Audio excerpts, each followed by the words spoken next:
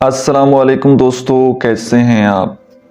क्या आप भी रिश्ते निभाते निभाते थक चुके हैं? वो रिश्ते कि जिनके साथ आपका सुकून जुड़ा हुआ है वही आपके लिए तकलीफ का बायस बन चुके हैं। तो याद रखिएगा, आप इस तकलीफ में अकेले नहीं हैं।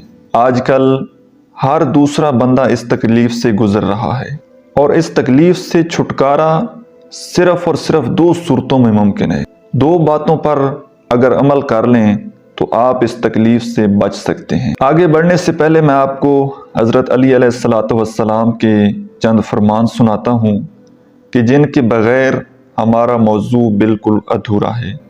वीडियो को मुकम्मल देखिएगा, इंशाल्लाह आगे आपको बहुत कुछ सीखने को मिलेगा। हज़रत अली अलैहिस्सलाम वो हस्ती हैं कि जिनके बारे में हमारे प्यारे पैगम्बर हज़रत मोहम्मद मुस्तफ़ा सल्लल्लाहु अलैहि वसल्लम ने फरमाया, अली इल्म का चाँद है जिसकी रोशनी से रात का अंधेरा दूर हो जाता है। हज़रत अली अलैहिस्सलाम फरमाते हैं, रंजो गम से पाक ताल्लुकात नहीं होते, क्योंकि ताल्लुकात की बुनियाद मोहब्बत पर होती है और मोहब्बत दर्द और रंज के बगैर नहीं होती। फिर फरमाते हैं, वो शख्स जो अपने रिश्तों में तकलीफ़ों से घबरा कर रिश्तों को तर्क कर देता है, वो खेती पर बीज डालने से पहले ही उसे काट लेता है। अगला बड़ा ही खूबसूरत जुमला वो फरमाते हैं कि जब दो लोग मोहब्बत में बनते हैं तो वो एक दूसरे के लिए आईने की तरह बन जाते हैं।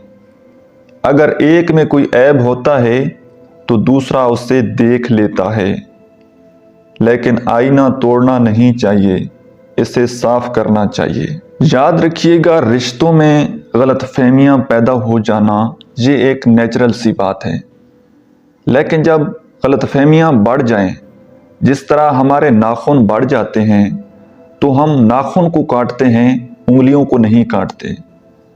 इसी तरह जब रिलेशनशिप में गलतफहमियां बढ़ जाएं, मिसअंडरस्टैंडिंग ज़्यादा हो जाएं, तो उन गलतफहमियों को दूर करना चाहिए, ना कि ताल्लुक़ को ख़त्म कर देना चाहिए। अब वो दो बातें कि जिनकी वजह से लोग हमेशा रिलेशनशिप में तकलीफ़ उठाते हैं।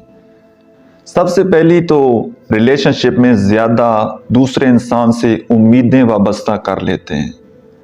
याद रखिएगा, जब भी आप किसी इंसान से उम्मीद रखेंगे, ज़्यादा एक्सपेक्टेशन रखेंगे, तो आप हमेशा मायूस होंगे। कभी भी किसी भी रिश्ते से कोई उम्मीद आपने नहीं रखनी। उम्मीद रखनी है तो सिर्फ अल्लाह ताला की ज़ात से। और ये तकलीफ़ वो लोग उठाते हैं जो दूसरे इंसान के साथ इमोशनली अटैच हो जाते हैं।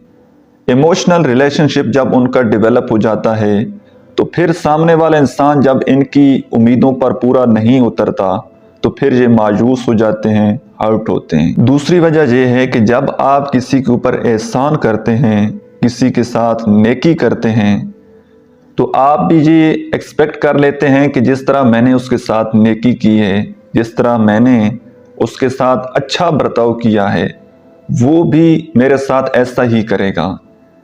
लेकिन फिर जब सामने वाला इंसान आपके म्यार पर पूरा नहीं उतरता तो आपको तकलीफ़ होती है। इस तकलीफ़ से बचने का सिर्फ़ और सिर्फ यही हल है कि नेकी करो, दरिया में फेंको। नेकी इंसानों के साथ करनी है और उसका सिला अल्लाह से मांगना है। और यहाँ पर एक अगेन हज़रत अली अलैहिस्सलाम की कोटेशन सुन लीजिए।